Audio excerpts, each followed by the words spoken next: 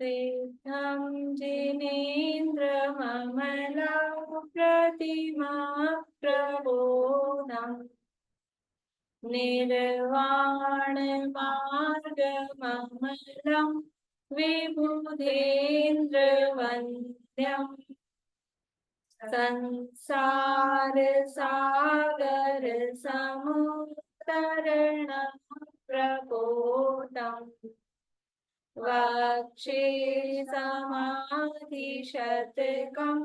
प्रणिपत्य वीरम् येनात्मा बुध्यतात्मेव परत्वेनैव चापरम् अक्षयानन्दबोधाय तस्मै सिद्धात्मने नमः।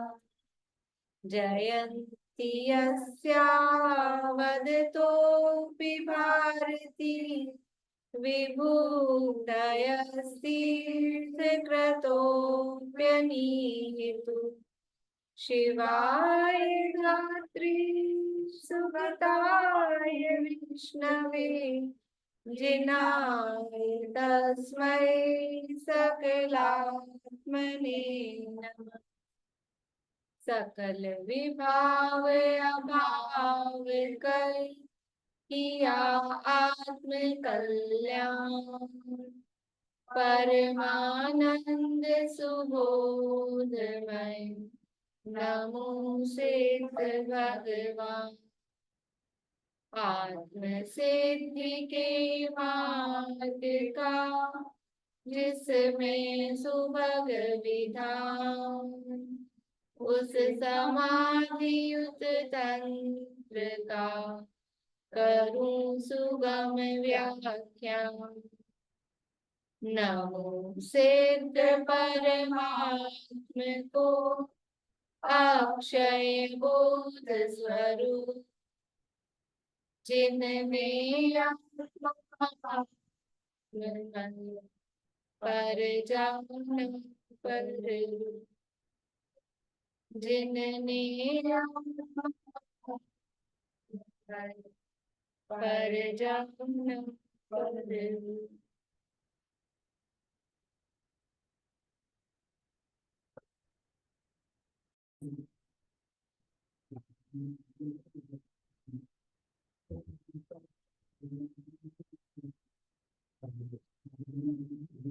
समाधि तंत्र नामक के ग्रंथ है आचार्य पूज्यपाद स्वामी द्वारा रचित। इसके अंतर्गत समाधि की चर्चा आचार्य देव कर रहे हैं। समाधि मतलब समता भाव, आत्मस्वरूप की प्राप्ति। वो आत्मस्वरूप की प्राप्ति किस प्रकार हो वो उपाय यहाँ पर बताया जा रहा है। और समझ लीजिए अब डायरेक्टली जो उपाय की चर्चा करनी है उस चर्चा पे वो आ गए हैं कि बहिरात्मा था, तब तक शरीर को आत्मा मान रहा था और खुद के भी शरीर को आत्मा मान रहा था, दूसरों के भी शरीर को आत्मा मान रहा था। तो ये मान्यता छोड़ो, ये पहले उपदेश दिया। और ये मान्यता कैसे छूटे, बहिरात्मपना छूट के अंतरात्म दशा किस प्रकार प्राप्त हो उसका उपाय बताया। और अब ये जब अंतरात्मा हो गया तो वो अंतरात्म दशा कैसे मेंटेन रहे और आगे परमात्मा पद की प्राप्ति किस प्रकार हो उसका उपाय यहाँ पर बता रहे हैं।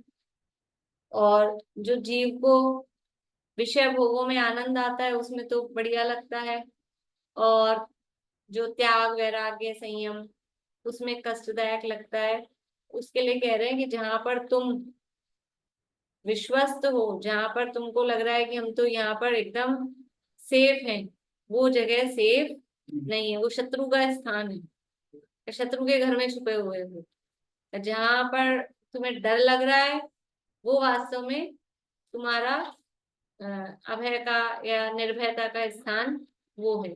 ये यहाँ पे बताया कि अपना आत्मा, अपना शुद्धात्मा और उस शुद्धात्मा को बताने वाले देवशास गुरु पंच परमेश्वरी वो ही वास्तव में शरणभूत है। निर्भय अभय का स्थान, और भय का स्थान का क्या मतलब है?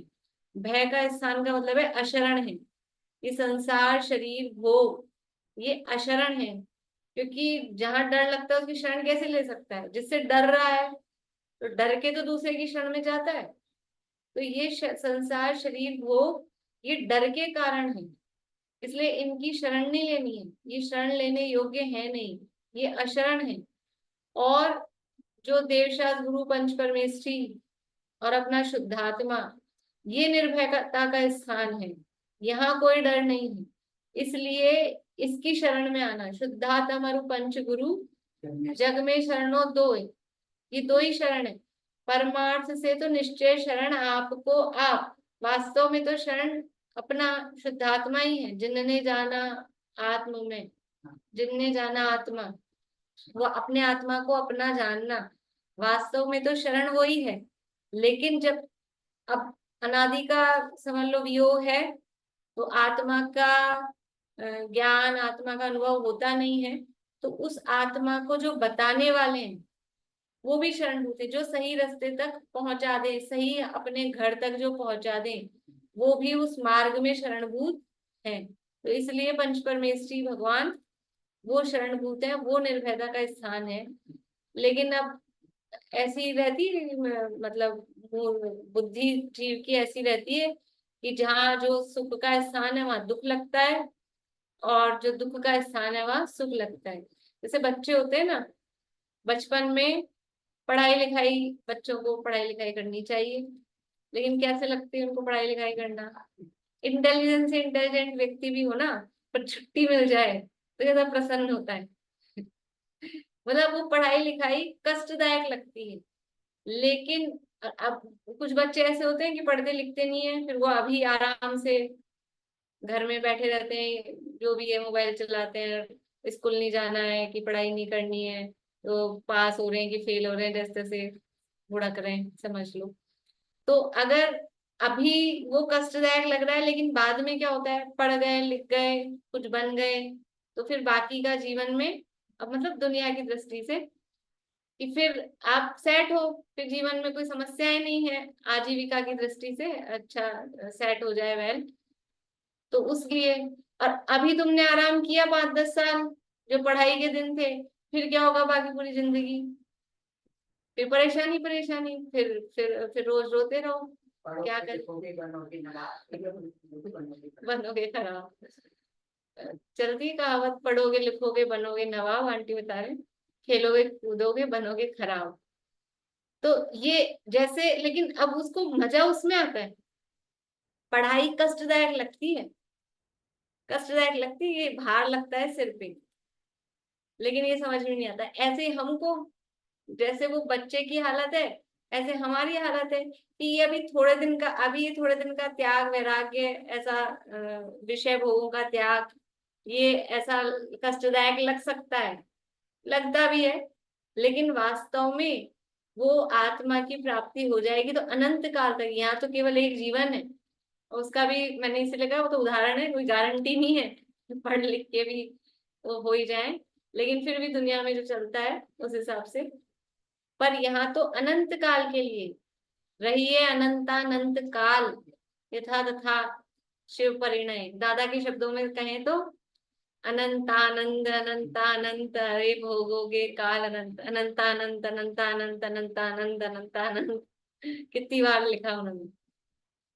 ये तो अभी वास्तव में तो कष्ट है भी नहीं इसमें, लेकिन अब वो बैठना, सीधे रहना और आसन लगा के बैठ रहे हैं, ये थोड़ा कष्टदायक लगता है। तो आसन बाध्य नहीं करता है, ये तो बोला आंटी कह रहे हैं शरीर साथ नहीं देता, वो घुटने बैठने नहीं देते। कोई बात नहीं, चिंतन मनन में घुटने बाधक नहीं है। और ध्यान, इसलिए घुटने जवाब दें और बैठने नहीं दें, उससे पहले हम इतनी तैयारी पे हो जाएं कि अब वो बैठ पाए कि नहीं बैठ पाए, चिंतन अपना चलता रहे। मुझे बहुत ये विचार आता है कि सही में शरीर का कोई भरोसा नहीं है, कब बिस्तर पकड़ ले या क्या। तो अपनी क्या तैयारी है, हम किस तैयारी के साथ, मतलब हम क्या विचार करें? खाली आठ ध्यान में ही फिर पढ़ सुन के भी वो थोड़ी देर कुछ विचार आए, बाकी का समय आठ ध्यान में तो नहीं चला जाए कहीं। हाँ हाँ, ये तैयारी इस पर्याय का भी क्या भरोसा, और पर्याय में भी अभी शरीर साथ नहीं देता बोल रहे हैं, ये तो वैसे ही दुष्ट है साथ देता नहीं है। तो फिर इसलिए यहाँ तो ये कह रहे हैं कि अभी हमको इनमें थोड़ा कष्ट लगता है। चलो बैठ के ध्यान करने की बात छोड़ दो, चिंतन मनन में ही कष्ट लगता है। कुछ मत सोचो, कुछ मत विचारो, और अपने विषय भोग की जो बातें हैं बस उसमें आराम लगता है। और थोड़ा सा कह दें कि सोचो विचारो ज्ञान कहाँ है, ये ज्ञान ही तो है, ये जो जान रहा है वो कौन है, इसमें ही कष्ट लगता है, यही कष्टदायक लगता है। तो ज्ञान वैराग्य ये कष्टदायी नहीं है, यही वास्तव में सुख का स्थान है। ये यहाँ आचार्य देव समझा रहे हैं। और फिर आगे अब यहाँ कह रहे हैं कि उस आत्म स्वरूप की प्राप्ति का उपाय क्या है, किस तरह का उपाय करें। तो अपने इष्टोपदेश में भी आया था संयम में करण ग्रामम, उस तरह से ही यहाँ पर बता रहे हैं। देखिए श्लोक नंबर 30 है, पेज नंबर 63। सर्वेन्द्रियाणि संयम्य स्थिमिते, स्थिमितेन है शब्द, स्थिमितेनन्तरात्मना, स्थिमितेनान्तरात्मना यत्क्षणं पश्यतो भाति तत्तत्त्वं परमात्मनः। सर्वेन्द्रियाणि संयम्य स्थिमितेनान्तरात्मना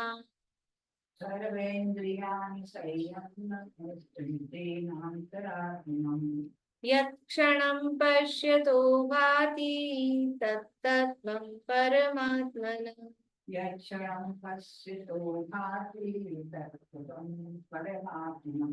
देखिए क्या कह रहे हैं, सर्वेन्द्रियाणि सब इंद्रियों को, जितनी भी हैं, कितनी है, 5 है, पांचों इंद्रियों को संयम में, संयम में का मतलब है रोक कर, वश में करके, स्थिमितेन, स्थिमितेन यानी स्थिर होना, अंतरात्मना अंतरात्मा के द्वारा, अपने अंतरात्मा, अंतरकरण, अंतरात्मा मतलब आत्मा नहीं, लेकिन वो अंतरात्मा जैसे कहते हैं ना, मेरी अंतरात्मा कह रही है, इस तरह से जो अपन अंतरकरण, उसके द्वारा यत् क्षणम पश्यतो, जिस, यत् यानी जिस, क्षण यानी क्षण, पश्यतः, पश्यतः यानी वो देखता है, अनुभव करता है, भाति, भाति यानी प्रतिभासित होता है, प्रकाशमान होता है भी कह सकते हैं, तत् यानी वह, तत्वम यानी तत्व, परमात्मन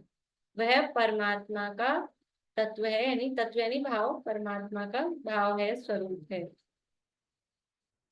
अन्वयार्थ देखिए, संपूर्ण पांचों इंद्रियों को, सर्वेंद्रियाणी संपूर्ण पांचों इंद्रियों को संयम में, अपने विषयों में यथेष्ट प्रवृत्ति करने से रोक कर, स्थिमितेन स्थिर हुए, अंतरात्मना अंतःकरण के द्वारा, क्षणम पश्यतः क्षण मात्र के लिए अनुभव करने वाले जीव के, क्षणम यानी क्षण मात्र को भी वो अनुभव करता है, यत यानी जो, यत का अपन ने जिस क्षण किया था, जिस क्षण नहीं, जो और क्षणम यानी क्षण मात्र के लिए भी अनुभव करता है, उस अनुभव करने वाले जीव के, यत यानी जो, चिदानंद स्वरूप, भाति यानी प्रतिभासित होता है, तत् यानी वही, परमात्मनः परमात्मा का, तत्वम यानी स्वरूप है। मतलब पांचों इंद्रियों को रोककर, वश में कर, विषयों में से जाने से रोककर, कहाँ से रोककर, पांचों इंद्रियों को विषयों में जो उनकी प्रवृत्ति हो रही है उस प्रवृत्ति करने से रोककर अब स्थिर हो। जब तक इंद्रियां पांचों इंद्रियों के विषयों में प्रवृत्ति करती रहती है तब तक चंचलता रहती है, स्थिरता नहीं होती। विषयों के प्रति जब तक रुचि है या उस विषयों में भोगने का भाव है, तब तक चंचलता रहती। तो विषयों में प्रवृत्ति को रोककर इंद्रियों की और फिर एकाग्रता स्थिर होकर अंतःकरण के द्वारा, ये अपने अंतःकरण के अपने आत्मा के द्वारा ही अपने आत्मा का वो जो अनुभव हो रहा है, क्षण मात्र के लिए भी अनुभव हो रहा है, वही परमात्मा का स्वरूप है। आत्म स्वरूप की देखो, आत्म स्वरूप की प्राप्ति का उपाय बता रहे हैं हेडिंग में, और नीचे क्या कह रहे हैं श्लोक में, परमात्मा का स्वरूप है। तो आप आत्मा का बता रहे हो कि परमात्मा का बता रहे हो? ये अप्पा सो परमप्पा, आत्मा है वही परमात्मा है, मेरा परमात्मा मैं ही हूँ, बाहर के भगवान नहीं। दो तरह के भगवान हैं, यहाँ अपने भगवान की बात चल रही है, तो बाहर के भगवान नहीं। परमात्मा का स्वरूप क्या है? और ये जो क्षण मात्र के लिए आत्म स्वरूप का अनुभव हुआ, वही परमात्मा का स्वरूप है। मतलब परमात्मा भी वैसे ही है, जैसे ये मेरा स्वरूप यहाँ मुझे अनुभव में आया, शुद्ध निर्विकल्प निर्विकारी, और जो आनंद मुझे आया, वैसे ही परमात्मा है। और जैसे परमात्मा है वैसा ही ये मेरा स्वरूप है। इसलिए कह रहे हैं वो परमात्मा का स्वरूप है, परमात्मा का वही स्वरूप है जो जो अनुभव में आ रहा है ना। कब अनुभव में आ रहा है? ये पहले इनको बंद करो, विषयों में जो प्रवृत्ति हो रही है इंद्रियों की, वहां से उसको रोको, इधर केंद्रित करो। क्योंकि विषयों में प्रवृत्ति को क्यों रोक रहे हैं? क्योंकि उपयोग तो एक ही है, शिवोक्षम ज्ञान है। और शिवोक्षम ज्ञान है तो वो एक बार में एक गेम में ही प्रवृत्ति करता है, ये नियम है। उपयोग एक ही है। अब वो उपयोग, वो शिवोक्षम ज्ञान की प्रवृत्ति इंद्रियों के माध्यम से बाहर हो रही है विषयों में, तो वो परमात्मा का स्वरूप गेम ही बनता है, वो अनुभव में नहीं आता है। तो पहले वहां से तो रोको, वहां से हटाओ, बाहर जाने से उसको रोको। बाहर जाने से रोकेंगे, फिर जो अपना अंतरकरण है, अंतःकरण है, उस अंतःकरण के द्वारा अपने उपयोग को, यानी वो जो अपना उपयोग है उसको अपने में जोड़ो। तब वो जो स्वरूप समझ में आ रहा है, वो जो अनुभव हो रहा है, वही वास्तव में परमात्मा का स्वरूप है। ये विधि बता रहे परमात्म स्वरूप की प्राप्ति का उपाय। उपाय क्या है वो बता रहे हैं। देखिए एक बार बोलते हैं श्लोक और पद्यानुवाद से। बोलिए। कारण परमात्मा की बात हो रही। हाँ, कारण परमात्मा जो अपना परमात्मा का स्वरूप है, तो अपना तो स्वरूप कारण परमात्मा है, लेकिन वही स्वरूप वो जो कार्य परमात्मा है ना, उनका भी वही स्वरूप है। वैसा ही स्वरूप हमको ख्याल में आएगा जो जो वो उस क्षण अनुभव में आ रहा है। तो ये जो अपना यहाँ कारण परमात्मा का स्वरूप ख्याल में आ रहा है, वो परमात्मा भी वैसे ही है, तो वही परमात्मा का स्वरूप है। इसमें दोनों दोनों लेना, कार्य परमात्मा भी वैसे ही है, और मैं तो परमात्मा हूँ कारण परमात्मा, वो मुझे अपना परमात्मा स्वरूप ख्याल में आ रहा है। ठीक। श्लोक और पद्यानुवाद बोलते हैं एक बार। प्रीति बोलना पीछे। सर्वेन्द्रिया संयम्य स्थिमितेनान्तरात्मना। सर्वेन्द्रियाणि संयम्य स्थिमितेनान्तरात्मना। यत्क्षणं पश्यतो भाति तत्तत्त्वं परमात्मनः। यत्क्षणं पश्यतो भाति तत्तत्त्वं परमात्मनः। सर्वेन्द्रियाणि संयम्य स्थिमितेनान्तरात्मना। यत्क्षणं पश्यतो भाति तत्तत्त्वं परमात्मनः। सर्वेन्द्रियाणि संयम्य स्थिमितेनान्तरात्मना। यत्क्षणं पश्यतो भाति तत्तत्त्वं परमात्मनः। बोलो पद्यानुवाद। अनंत सुख ना नहीं, नहीं। इंद्रिय विषय विरक्ति हाँ। नीचे। इंद्रिय विषय विरक्त हो, स्थिर हो निज में आत्म। उस क्षण जो अनुभव वही है निश्चय परमात्मा। देखिए ठीक है। अपने अपने विषयों में जाती, प्रवर्तती। कौन प्रवर्तती? सर्व इंद्रियां, अर्थात पांचों इंद्रियां, उन्हें रोक कर, निरोध कर, तत्पश्चात स्थिर हुए अंतरात्मा द्वारा, अर्थात मन द्वारा जो स्वरूप भासता है, क्या करते हुए? क्षण मात्र, क्या करते हुए? क्षण मात्र देखते, क्षण मात्र अनुभवते, अर्थात बहुत काल तक मन को स्थिर करना अशक्य होने से थोड़े काल तक मन का निरोध करके देखते जो चिदानंद स्वरूप प्रतिभासता है, वह परमात्मा का तत्व, तद्रूप तत्व यानी स्वरूप है। वो जो विषयों में इंद्रियों, तो क्या है, इंद्रियां तो अपने अपने विषयों को चाहती हैं। जैसे उसमें था ना, कर्म कर्म हिताबंधी जीवो जीवेत स्पृह, ऐसे ही ये इंद्रियां भी वो अपने विषयों को चाहती है। वो तो चाहेंगी हमें विषय मिले, लेकिन जैसे बच्चे तो चाहते हैं हमें तो बस पढ़ाई लिखाई नहीं मिले और खेल कूद मिले, फिर क्या करते हैं? उनको रोकते हैं, पकड़ते हैं, बैठो पढ़ो होमवर्क करो, ऐसे। तो इंद्रियां तो ये चाहेंगी कि हमें तो अपने विषय मिले, तो उनको उन विषयों में जाने से रोक कर देखो। जैसे बच्चों को, अब वो बच्चे ही बच्चे आ रहे हैं उदाहरण में अ, बचपन में हम पकड़ पकड़ के होमवर्क करने की और पढ़ाई की एक बार आदत डाल देते हैं, लग जाती है, समझ लो जो भी कहे, तो फिर बाद में उनको अभ्यास हो जाता है, अभी करनी है पढ़ाई, तो वो बड़ी क्लास में आ भी जाएंगे, थोड़े समझदार हो जाएंगे, फिर अपने आप से करते हैं। बचपन में जिसकी मम्मी होमवर्क कर देती है, चल बच्चा ने नहीं किया मैं पूरा कर दूं, तो उस बच्चे की क्या आदत रहती है? मम्मी कर देगी अपने तो काम। तो एक बार उनको रोक कर और इसमें लगा दिया तो वो हैबिचुअल हो जाते हैं।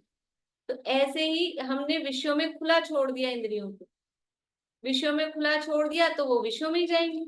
उनका होमवर्क हम कर रहे हैं, तो वो तो आराम से विषयों में जा रही है। और पहले से ही उनको रोक कर कि नहीं तुम्हें विषयों में नहीं जाना है, तुम्हें यहीं रहना है, इधर ही, ज्यादा विषयों में उनको नहीं लगाया, तो अब उनकी आदत हो जाती है, अब विषयों की तरफ फिर नहीं भागेंगे। तो अभी तो अनादि का संस्कार है, तो अब तो रोकना है जबरदस्ती, इसलिए कह रहे हैं रोक कर। संवरण जो शब्द है, संवर का अर्थ रोकना, और संयम का अर्थ भी वही है। संयम मतलब भी रोकना, संयम रखना, ऐसे बोलते हैं, थोड़ा संयम तो रखो, मतलब थोड़ा रुको, धैर्य रखो, ऐसा। तो इंद्रियों को रोक कर, निरोध करके मतलब तो प्रारंभिक भूमिका में ऐसा हो सकता है कि जबरदस्ती रोका जाए, बुद्धिपूर्वक रोका जाए, जबरदस्ती मीन्स बुद्धिपूर्वक।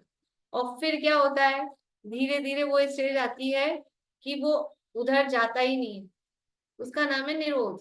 जैसे बोलते हैं इच्छा निरोध है तप, कि इच्छा उत्पन्न हुई, भूख लगी, लेकिन मैं भोजन नहीं करूंगी, इसका नाम निरोध नहीं है।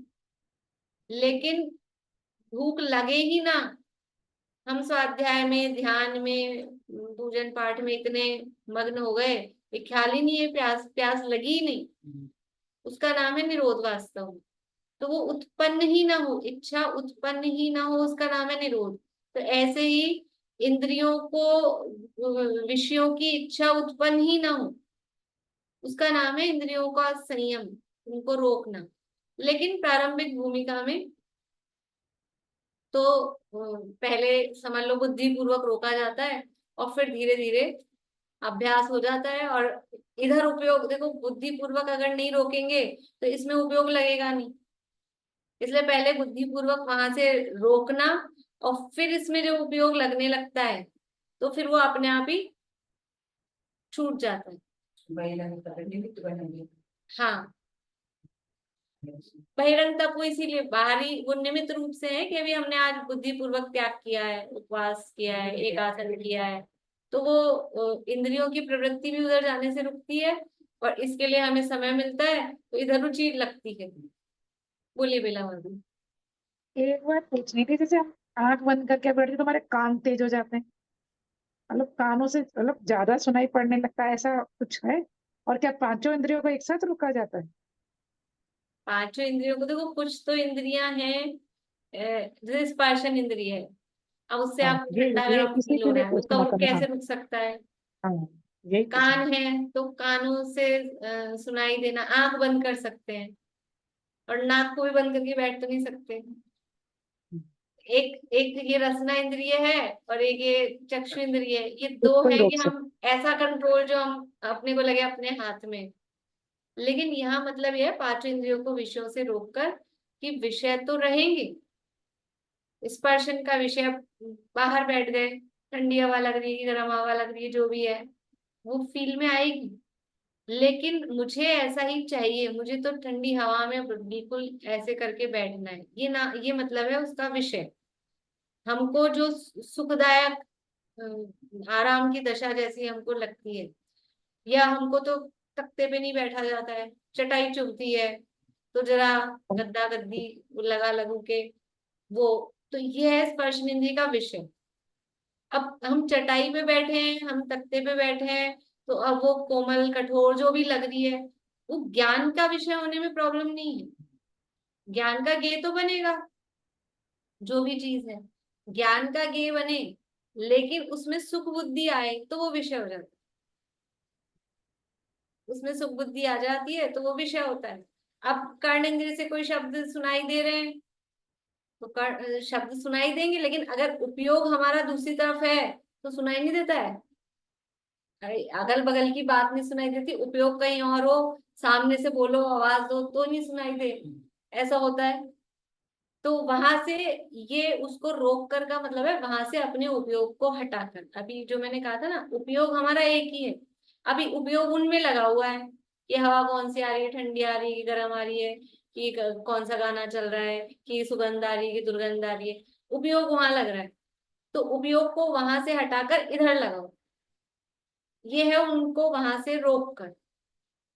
क्योंकि इंद्रियों का मतलब क्या है, इंद्रियों का मतलब है यहाँ द्रव्य इंद्रिय की बात नहीं है, द्रव्य इंद्रिया तो कहने की इंद्रिया है वास्तव में, भावेंद्रिया, ये अपना भावेंद्रिय मतलब जो उपयोग है, उस उपयोग को वहां से संयमित करना है, उपयोग को वहां से रोकना है। द्रव्य इंद्रिया तो ये तो ढक्कन है, इसमें क्या है, ये तो मतलब बाहरी उपकरण है, इनमें क्या है, अपना उपयोग है असली, भावेंद्रिय असली इंद्रिय है, उसको वहां से रोककर, तब क्योंकि जो आत्मा को क्षण मात्र के लिए अनुभव करने का काम कौन करेगा, ये थोड़ी ना करेंगे, ये वो अपना उपयोग करेगा, वो उपयोग करेगा, तो उपयोग एक ही है, तो वो बाहर जा रहा है, उसको खींच के इधर लाओ, तब वो अनुभव कर पाएगा, इसलिए बाहर से, इसलिए विषयों की प्रवृत्ति की विषयों में लीन रहेंगे तो उपयोग वहां लगेगा। ऐसा बोलिए आशा आंटी, बोलना कुछ हो गया, चलिए। अपने अपने विषयों में जाती प्रवृत्ति इंद्रियों को, पांचों इंद्रियां उनको रोक कर निरोध कर, तत्पश्चात स्थिर हुए अंतरात्मा यानी मन, देखो अंतरात्मा का अर्थ है क्या, अंतःकरण यानी मन, अंतरात्मा का मतलब आत्मा नहीं, मन के द्वारा आत्मा का अनुभव इंद्रियों से होता है कि मन से होता है कि किसी से भी नहीं होता है, जब आत्मा का अनुभव करते हैं, कि इंद्रियां तो उस समय रुक जाती हैं, शांत हो जाती हैं, इंद्रियों के माध्यम से जो सूक्ष्म ज्ञान प्रवृत्ति कर रहा था वो तो शांत हो जाता है, लेकिन मन का रोल रहता है, ऐसा नहीं है मन का सर्वथा ही रोल नहीं है। हम बोलते तो हैं कि वो इंद्रिय मन की सहायता, मतलब वहां कुछ नहीं रहती, प्रत्यक्ष होता है, लेकिन फिर भी मन उसमें, इसीलिए संगी पंचेंद्रिय होने की शर्त लगाई, अगर मन का रोल ही नहीं होता कुछ भी, तो फिर संगी पंचेंद्रिय कि नहीं, वो हित का विचार कर लेता, उसके बाद जिस समय अनुभव हो रहा है ना उस समय भी ये अंतःकरण के द्वारा, ये मन रोल है, मन का, मन भूमिका निभाता है उसमें, सर्वथा ही मन का निषेध हो या मन नहीं हो उस समय उपयोग में, ऐसा नहीं है, ठीक है ना। वो अपने अपन ने वही वही सुन रखा है, और ऐसा लगता है, मतलब हो सकता है आश्चर्य भी लगे कि हमने तो आज से यही सुना था, इंद्रियां और मन दोनों ही नहीं होते हैं। देखो मन, मन शांत हो जाता है, मन के जो और विकल्प हैं वो खत्म हो जाते हैं, लेकिन फिर भी अनुभव के काल में भी मन मन है मतलब वो मन के माध्यम से जाना जा रहा है। जाना तो जाना है, अनुभव के समय पे कोई सुप्त हो जाए। सुप्त का मतलब वही है कि जो और विकल्प मन के जो ये विकल्प चल रहे हैं, हाँ हाँ, तो उसमें वही है और इसमें भी है, रहस्यपूर्ण चिट्ठी में कि मन का सर्वथा ही मतलब मन हो ही नहीं, ऐसा नहीं। इंद्रियों का तो निषेध है, इंद्रियों की प्रवृत्ति तो पूरी रुकेगी, लेकिन मन रहता है, काम करते हैं।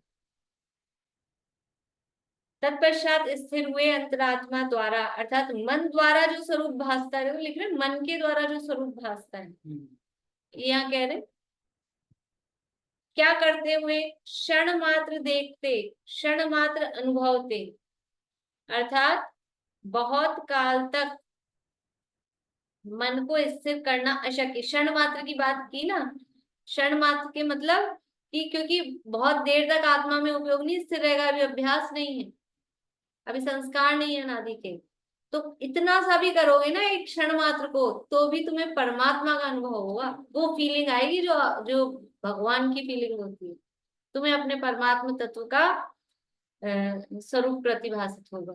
ये यहाँ कह रहे हैं, इतना सा भी एक एक क्षण मात्र के लिए भी करो कि नहीं, हमको तो बहुत सारा चाहिए, कि बहुत सारा तो अभी कर नहीं पाओगे, बहुत काल तक मन को स्थिर करना अशक्य होने से थोड़े काल तक मन का निरोध करके देखते, जो चिदानंद स्वरूप प्रतिभासता है वह परमात्मा का तत्व, तद्रूप तत्व यानी स्वरूप है। भावार्थ, सर ये अपेक्षा एक रहेगा, क्या की तो एक ही रहेगी, परमात्मा के स्वरूप। हाँ, अपने आत्मा के स्वरूप की और परमात्मा के स्वरूप की एक ही स्वरूप है, वैसा ही स्वरूप है।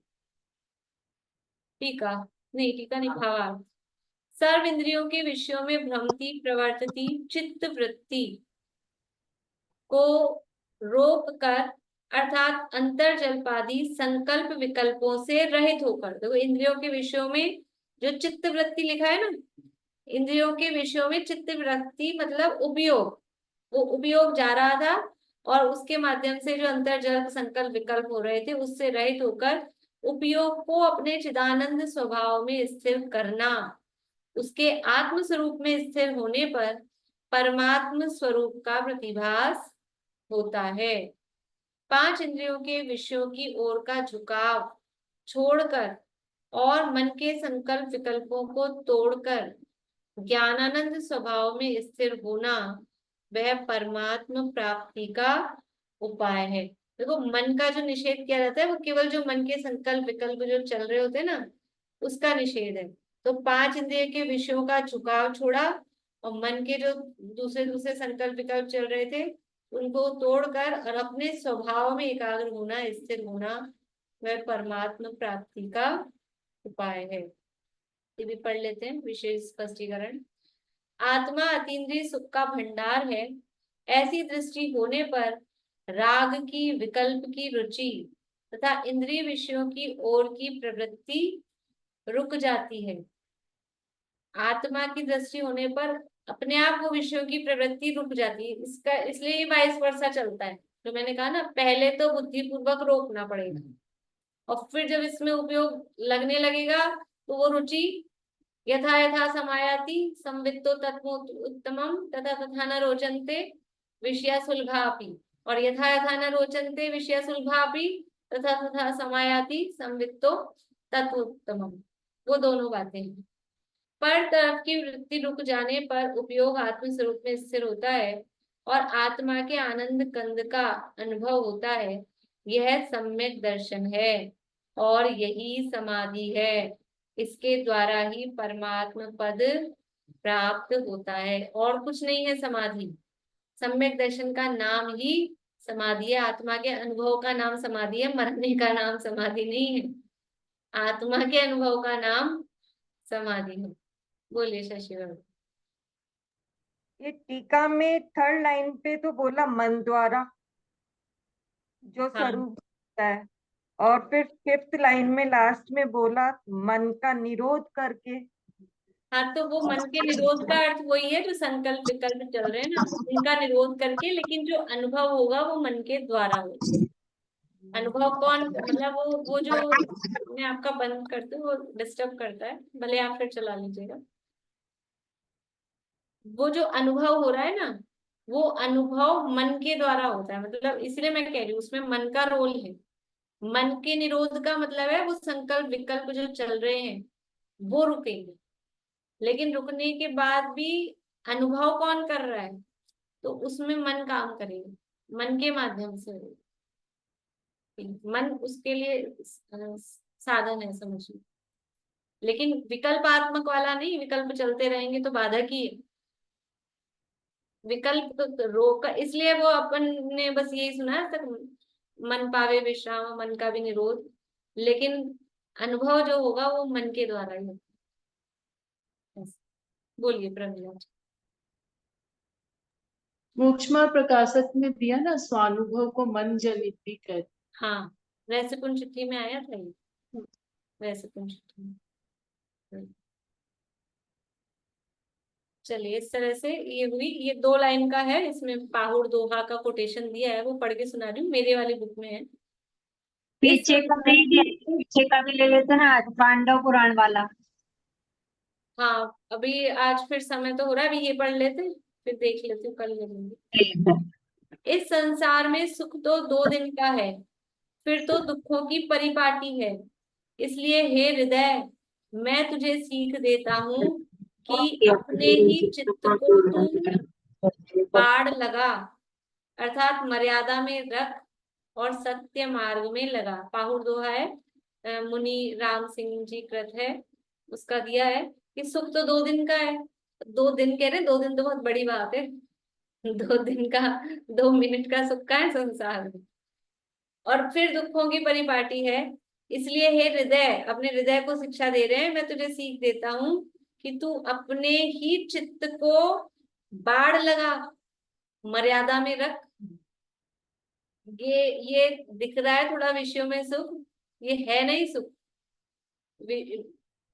उसमें आता है बड़े पंडित साहब के, उसमें सीमंदर स्तुति में, जो कफ में मक्खी बैठ पंख लिपटावे, तब तड़प तड़प दुख में ही प्राण गवावे। त्यों इन विषयन में मिली दुखद भव ढेरी, बस ज्ञाता दृष्टा रहे परिणति मेरी। ये विषयों का सुख कैसा है? विषयों का सुख ऐसा है, वो मक्खी को लगता है कफ में मजा आएगा, कफ में जाके बैठती है, और फिर क्या होता है, वो सारे लिपटते हैं, पंख उड़ नहीं पाती, निकल नहीं पाती, मर जाती है उसी में। ऐसे हमको लग रहा है विषयों में सुख है, विषयों में सुख है, ऐसे फंसते हैं उसमें कि मरते ही हैं फिर। अरे विषय भोग भोग भोग के अनादिकाल से, इसीलिए तो मर रहे हैं, अमर क्यों नहीं हुए? और जिसको ये विषयों में रस छूटा, आत्मा का रस आया, वो ये कह पाता है अब हम अमर भय ना मरेंगे, वरना अनादिकाल से मरता आ रहा है। बोलिए आंटी। मुझे ऐसा लगता है कि ज्ञान है ना, वो हमारी आत्मा का हमारा गुण है, और मन ने इसको टूल बना रखा है अपना। जैसी मर्जी आती है उधर उधर उधर उधर हमारा ज्ञान घूम जाता है। जैसे ये चला लेता है उधर ही हमारा ज्ञान चल देता है, जबकि ज्ञान हमारा खुद का गुण है। ऐसा है कि ये मन इतना वो करता है कि हमारे ज्ञान को अपनी तरफ लगने ही नहीं देता है, हर समय अपने में घुमाए रखता तो वो पराधीन हो रहे ना, है तो खुद है। अनंत शक्तिवान होकर भी उसके अधीन हो रहे हैं। ये हमारी गलती है, कमजोरी, इसलिए श्री गुरु हमें अपनी शक्ति का, अपने स्वरूप का ज्ञान करा रहे, भान करा सही रहे। उसके सही में अधीन होने की जरूरत नहीं है। सही में हमारा आत्मा ज्ञान हम फर्स्ट पर्सन है, उन सेकंड थर्ड पर्सन में उलझ रहे हैं, कभी मन हाँ, में, कभी इंद्रियों में, कभी कर्मों में, कभी संयोगों में, इनमें उलझ रहे हैं। बिल्कुल बिल्कुल। पहला फर्स्ट पर्सन हम थे, हाँ, उसको फर्स्ट पर्सन यही है, लेकिन समझ नहीं पा रहे, दूसरों को अहमियत दे रहे हैं, खुद का पता ही नहीं। ऐसा, चलिए इस तरह से अपने स्वरूप को हम प्राप्त करें, इसी भावना से।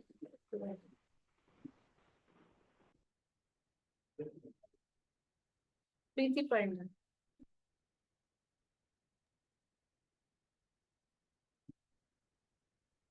अभ्यास हो तत्व का ही निरंतर, संशय विपर्य दूर भागे। जिनागम पढ़े और पढ़ावे सभी को, सदा ज्ञान दीपक सुजलता हुआ आगे। जिन आज्ञा हो शीश पर नित मारे, समाधान हो ज्ञान में सुखकारी। गुरुवर का गौरव सदा हो हृदय में, बहे ज्ञान धारा सुआनंदकारी।